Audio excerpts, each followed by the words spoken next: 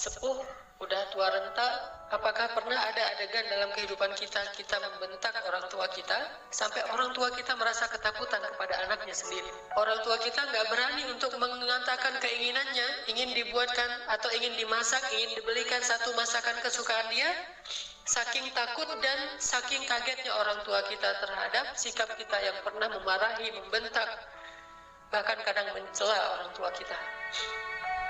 Coba ingat adegan itu yang pernah terjadi di suatu pagi di rumah kita kepada orang tua kita.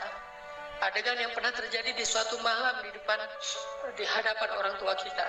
Bahkan kadang kita pernah memarahi orang tua kita sampai dia malu di hadapan orang banyak, di hadapan saudara-saudara kita, di hadapan saudara-saudaranya, di hadapan orang banyak yang dia tidak kenal, mungkin di jalan, mungkin di pasar, mungkin di mall, mungkin dimanapun. Karena kita kecewa kepada orang tua kita, lalu kita marahi orang tua kita habis-habisan di depan orang banyak. Sampai orang tua kita merasa sedih, kecewa, lalu merasa takut kepada anak yang dulu sering dia gendong. Anak yang dulu dikecup keningnya, tetapi ketika anak ini merasa sudah mampu, sudah punya segalanya dan orang tuanya dalam keadaan lemah, dengan sombong dia membentak orang tuanya.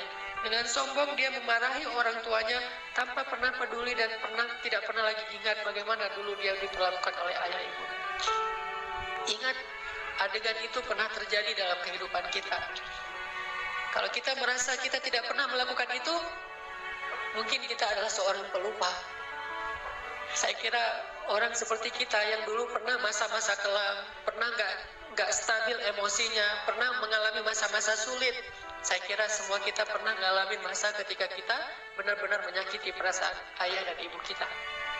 Kita buang semua jasa mereka, lalu kita mengatakan kalimat-kalimat yang seolah-olah kita adalah anak yang tidak pernah mendapatkan kebaikan dari orang tua kita. Ayah kita diam ketika dimarahi oleh kita, dan dia tidak pernah mengatakan, dulu kamu pernah seperti ini tapi saya sabar. Dulu saya habis-habisan berkorban untuk kamu. Saya korbankan semuanya. Saya siang malam mencari nafkah untuk kamu. Ayah kita tidak pernah mengatakan itu di hadapan kita. Dia tetap sabar menanggung semua ucapan-ucapan dan bentakan dari anaknya. Apalagi ibu kita. Apakah dia mengandung kita 9 bulan hanya untuk ketika kita lahir lalu membentaknya? Dia mengandung kita 9 bulan dalam kepayahan. Gak bisa duduk, gak bisa tidur, gak bisa berdiri, jalan kemana-mana berat.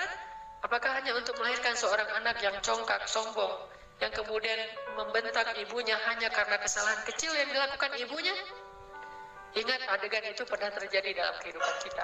Lalu coba baca perintah Allah. Sehingga pantas jika Allah Subhanahu wa Ta'ala sangat murka kepada anak, sesoleh apapun dia, ahli tahajud sekalipun, tinggal di Masjidil Haram sekalipun, kalau dia durhaka kepada ayah ibunya, ini tidak ada nilainya di mata Allah Subhanahu wa Ta'ala. إما يبلغن عندك الكبر أحدهما أو كلاهما فلا تقل لهما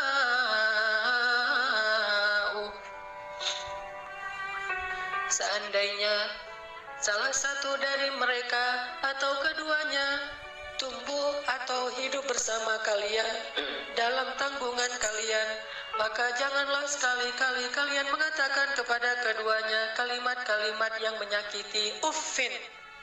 Allah larang kita untuk mengatakan itu. Lebih baik kita tidak pernah sholat sunnah sekalipun, kalau kita masih bisa tetap menjaga lisan kita kepada orang tua, daripada kita menjadi ahli ibadah tetapi kita tidak mampu menjaga lisan kita dari menyakiti orang tua kita. فلا تقل لهما أف ولا تنهرهما ألا تقل لهما أف ولا تنهرهما وقل لهما قولا كريما. فلا تقل لهما أف. Kalimat uf ini adalah kalimat ketika seorang anak tidak mau mendengar ucapan nasihat dari orang tuanya, dia berpaling, maka itu adalah kalimat uf. Dia tidak mengabaikan apa yang diucapkan oleh orang tuanya adalah kalimat uf. Orang tuanya belum selesai berbicara, dia sudah pergi, itu adalah kalimat uf. Orang tuanya memberikan usulan tetapi bagi dia itu sesuatu yang tidak penting, maka itu kalimat uf. Semua kalimat mengabaikan yang menyakiti perasaan orang tua adalah kalimat uff. Sedangkan wala tanharhuma adalah kalimat seorang anak yang merasa lebih benar daripada orang tuanya. Kalimat sombong, kalimat yang seorang anak merasa lebih tahu daripada orang tuanya. Atau bisa jadi orang tuanya melakukan satu kesalahan kecil, lalu anaknya melarang orang tuanya melakukan kesalahan itu. Ibu, jangan malu-maluin saya di depan umum. Ayah nggak usah seperti itu. Melarang orang tuanya melakukan sesuatu yang menurut dia tidak pantas, itu termasuk wala tanharhuma. Jangan larang dia, biarkan dia melakukan apa yang dia kehendaki selama itu bukan dosa besar. Bahkan apalagi urusan-urusan sepele di rumah tangga kita, mungkin dia melakukan sesuatu yang nggak berkenan bagi kita.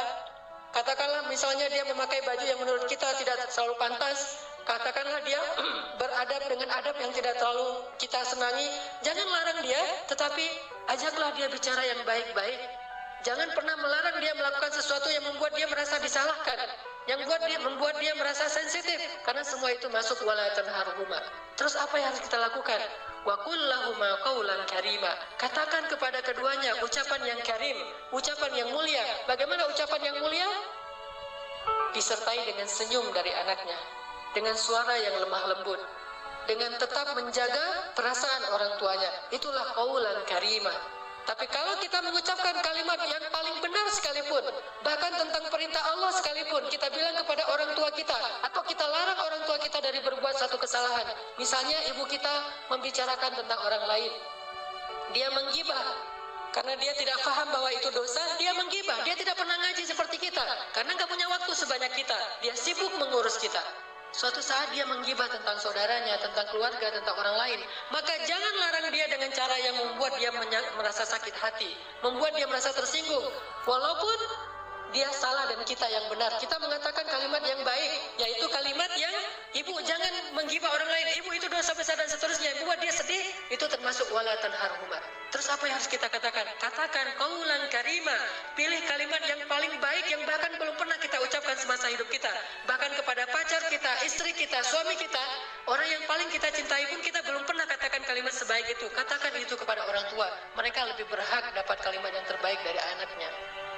Siapa suami kita sehingga kita memilih kata-kata yang paling santun untuknya, tapi kita tidak menyedekahkan kata-kata itu untuk orang tua kita? Siapa istri kita? Pengorbanan apa yang sudah diberikan istri kita? Dia hanya datang dalam kehidupan kita karena melihat situasi kita, melihat diri kita, melihat kepribadian kita, hasil dari perjuangan orang tua kita. Harta kita yang sudah mapan, pekerjaan kita yang sudah jelas, kemudian penampilan kita yang menarik, semua ini hasil pengorbanan orang tua kita, lalu istri kita mengambil manfaat darinya. Siapa dia untuk kita lebih dahulukan daripada ayah ibu kita? Apalagi orang yang bukan siapa-siapa dalam kehidupan kita, tidak ada hubungan apapun selain pertemanan, yang kemudian kita menyebutnya sebagai kekasih kita. Apakah dia lebih berhak mendapatkan qaulan karima daripada ayah ibu kita? Makanya Allah mengatakan, wa qul lahuma qaulan karima. Selalu tersenyum ketika berbicara kepada orang tua kita, bahkan dalam kondisi ketika kita tidak nyaman perasaannya, dalam kondisi kecewa sekalipun, dalam kondisi tersinggung sekalipun, kita berhak untuk tersinggung, tetapi kita tidak berhak untuk mengekspresikannya di hadapan orang tua kita. Wajar manusia tersinggung, wajar manusia kecewa, tetapi kita tidak berhak sama sekali mengekspresikan kekecewaan itu di hadapan orang tua kita. Kenapa? Allah katakan, wa qul lahuma qaulan karima wa la tanharhuma. Jangan tunjukkan rasa tidak senang kalian kepada mereka. Apalagi kalau orang tua kita sudah mulai pikun, banyak kesalahan yang dia akan lakukan. Dia datang kepada kita, kita punya budaya di keluarga bersama istri kita dan anak-anak kita. Dia datang dan melakukan hal-hal yang tidak sesuai dengan budaya di rumah kita. Kalau ayah kita seorang laki-laki yang perokok misalnya, maka dia merokok di sembarang tempat, lalu dia tidak pakai asbak, dia buang puntung rokoknya, atau mungkin debu dari rokok itu di mana-mana. Karena kita merasa bahwa rumah kita tidak punya budaya seperti ini, kita marah kepada orang tua kita. Tetap jangan marahi dia, wala tanharhuma. Jangan cela dia, jangan marahi dia, kata Allah SWT, walaupun dia melakukan kesalahan sekalipun. Ibu kita juga demikian, mungkin dia sering tersinggung dengan menantunya, yaitu pasangan kita, dengan suami kita, dengan istri kita. Tetap walaupun ibu kita yang salah, jangan kita menghardik dia, wala tanharhuma. Tetapi kita minta istri kita, suami kita untuk lebih bersabar kepada mertuanya, walaupun yang salah adalah mertua. Itu yang Allah maksud wala tanharhuma. Jangan pernah, jangan abaikan apa yang dia ucapkan. Jangan cela dia walaupun dia berbuat kesalahan, tetapi wa qul lahuma qaulan karima. ucapan yang paling baik yang sekali kita ucapkan membuat hati orang tua kita merasa bahagia dan senang. Orang tua kita memang kadang butuh nafkah dari anaknya, tetapi itu bukan yang terpenting bagi mereka. Memang kadang mereka telepon kita di akhir bulan meminta dikirimin uang, tetapi itu bukan yang inti dalam kehidupan mereka. Yang paling mereka rindukan dari anaknya adalah ketika anak itu bisa datang, mencium tangan orang tuanya, tersenyum kepada orang tuanya, diam ketika orang tuanya bicara, sangat santun terhadap orang tuanya, melebihi santunnya dia kepada seorang yang paling dia hormati di antara manusia, kepada seorang ustadz yang dia kagumi, kepada seorang atasan yang dia hormati, kepada seseorang yang dia segani karena kebijaksanaannya, karena kearifannya, maka orang tua jauh lebih penting dari mereka semuanya. واخفض لهما جناح الذل من الرحمة واخفض لهما جناح الذل من الرحمة وقل رب ارحمهما كما ربياني صغيرا. Dan rendahkanlah dirimu terhadap mereka berdua dengan penuh rasa kasih sayang. Rendahkan dirimu. Kalau dalam bahasa Arab kalimat wakhfid lahuma janahadz dzul itu adalah kalimat ketika kita merasa tidak ada apa-apanya dibandingkan mereka. Tidak boleh seorang anak, walaupun dia seorang profesor, walaupun dia seorang pengusaha sukses, walaupun pendidikannya tinggi, walaupun wawasannya luas, walaupun hartanya berlimpah, walaupun pergaulannya itu luas sekali, sehingga orang tuanya kita anggap sebagai orang tua yang kolot, orang tua yang tradisional, orang tua yang tidak banyak tahu, orang tua yang tidak gaul, yang tidak update informasi, orang yang tidak punya ilmu seperti kita, sama sekali kita tidak boleh merasa lebih dari mereka. Sama sekali tidak boleh. Kenapa? Ketika kita merasa lebih dari orang tua kita, menunjukkan kebodohan kita di hadapan Allah SWT. Allah tidak menyebut kita sebagai orang yang hikmah, sebagai orang yang arif, orang yang bijaksana, orang yang berilmu, orang yang alim, orang yang rasikhuna fil ilm. Tidak disebut sebagai orang yang musaqqaf, orang yang berwawasan. Tidak disebut sebagai orang yang cerdas, orang yang syatir. Tidak disebut itu di dalam Al-Quran kalau kita tidak bisa merendahkan diri kita di hadapan orang tua kita. Bukan rendah hati, bahkan rendah diri di hadapan orang tua kita. Orang yang cerdas itu bagi Allah adalah orang yang rendah diri di hadapan ibu bapaknya. Dia merasa bahwa dia tidak lebih tahu daripada orang tuanya. Walaupun dia tahu lebih daripada orang tuanya, tetapi dia tidak pernah merasa lebih tahu daripada orang tuanya. Sehingga ketika orang tuanya bicara, dia bisa menghargai semua yang diucapkan orang tuanya. Tidak mengatakan, itu nggak penting. Apa yang diucapkan orang tuanya menurut dia sesuatu yang tidak realistis. Zaman sudah berubah dan seterusnya dan seterusnya. Bahkan secara tidak sengaja, kadang kita mentertawakan ucapan orang tua kita. Kita mentertawakan kekolotan orang tua kita yang kadang-kadang tidak dia sengaja dia tunjukkan di hadapan kita dan anak-anak kita. Bahkan kadang kita mengajak pasangan kita mengajak anak-anak kita untuk semuanya mentertawakan nenek mereka, mertua mereka, ayah atau ibu kita di hadapan orang banyak. Bakti seperti apa ini? Seorang anak kepada ayahnya dan kepada ibunya.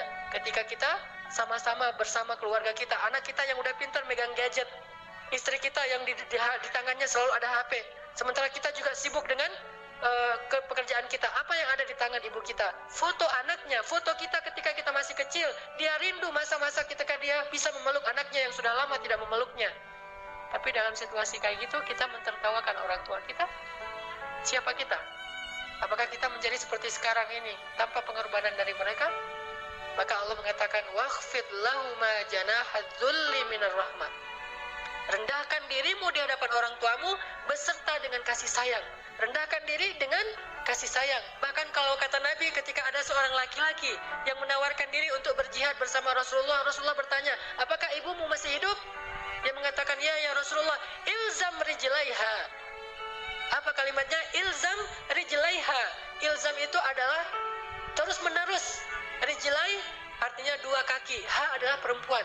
Maka terus meneruslah kamu seolah-olah berbakti kepada ibumu dengan kalimat terus meneruslah kamu mencium kaki orang tuamu atau ibumu. Disuruh cium kaki ibu kita oleh Rasulullah, ilzam rijlaiha, karena sesungguhnya di bawah kaki ibu kita, saking rendahnya surga di mata Allah dibandingkan seorang ibu, ternyata surga itu di bawah telapak kaki ibu. Ilzam rijlaiha, kata Rasul, bukan berjihad. Bagi kamu, khusus bagi sahabat ini tidak berlaku bagi yang lain, tapi ini pelajaran tetap sunnah Nabi. Bukan jihad yang terpenting bagi dia, karena dia belum baik kepada ibunya. Bukan amalannya, bukan tahajud, bukan ibadah, bukan ke masjid setiap 5 waktu dalam sehari, tetapi amalan yang paling penting bagi laki-laki ini adalah ilzam rijlai ummika. Maka ilzamlah, tunduklah kamu, dan selalulah kamu berada di kaki ibumu, selalulah kamu berada di kaki ibu. Gak pantas bahkan seorang anak dengan kesombongan dia duduk di atas, ibunya di bawah. Atau setidaknya dia berduduk sama rata dengan ibunya. Anak yang paling cerdas, yang paling arif, yang paling dicintai Allah itu justru dia selalu duduk di bawah kaki ibunya. Dia manja kepada ibunya, dia memijit-mijit kaki ibunya yang mungkin dulu di masa yang dia masih kecil lelah. Bukan lelah sekarang, apa sih ibu mah kerjaan dari pagi tidur aja. Mungkin sekarang dia tidak lelah karena dia sudah tidak banyak pekerjaan, tetapi dia pernah sangat-sangat lelah ketika membesarkan kita. Maka kalau dulu kita tidak pernah memijit kakinya, sekarang kita balas. Kita mijit-mijit kaki ibu kita. Kita tanya, ibu-ibu mau dipijit di bagian mana? Di pundak atau di kaki atau di lengan? Pasti dia akan mengatakan, tidak usah. Kalaupun dia meminta, maka kita berbahagia karena ibu kita menunjukkan apa yang harus kita lakukan. Sampai seorang salafus salih, ketika ibunya meninggal, dia menangis. Orang bertanya, ya Syekh, kenapa Anda menangis? Bukankah ibu Anda ini meninggal dalam keadaan baik? Dia orang yang solehah dan seterusnya, dan semuanya juga akan kembali kepada Allah. Kenapa Anda menangis? Apa kata salafus salih ini? Saya menangis karena saya tahu bahwa mulai hari ini pintu surga itu telah tertutup untuk saya. Sejak ibu saya meninggal, berarti pintu surga itu telah tertutup untuk saya. Maka berbahagialah teman-teman sekalian yang masih punya ayah dan ibu. Apalagi ketika ayah dan ibu itu sudah semakin dalam tanda kutip merepotkan kita. Maka justru saat itulah Allah Subhanahu wa Ta'ala memberikan kita pintu surga yang sangat lapang untuk kita masuki. Bersabarlah. Bersabarlah dalam menghadapi berbagai macam perangai mereka. Walaupun mereka menyakiti perasaan kita, jangan tunjukkan itu di hadapan mereka. Wakhfid janahak. Tundukkan diri kita. Kalau perlu cium kaki orang tua kita. Terus terakhir Allah katakan, wa qur rabbir hamhuma kama rabbayani shaghira. Ya Allah, sayangilah kedua orang tua saya sebagaimana mereka membesarkan saya sejak kecil. Sayangi mereka ya Allah. Itu kalimat yang paling besar yang bisa kita ucapkan untuk orang tua kita ketika mereka tidak bersama kita, baik mereka masih hidup atau sudah wafat sekalipun. Katakan itu selalu di dalam doa kita, baik ketika sujud atau di luar sujud, di luar sholat. Wa qur rabbirhamhuma kama rabbayani shaghira. Datangi orang tua kita. Kalau tidak ada orang tua, mertua kita, karena itu juga orang tua kita, minta maaf kepada mereka, minta ampun kepada mereka. Mudah-mudahan keridhaan mereka akan menurunkan keridhaan Allah dan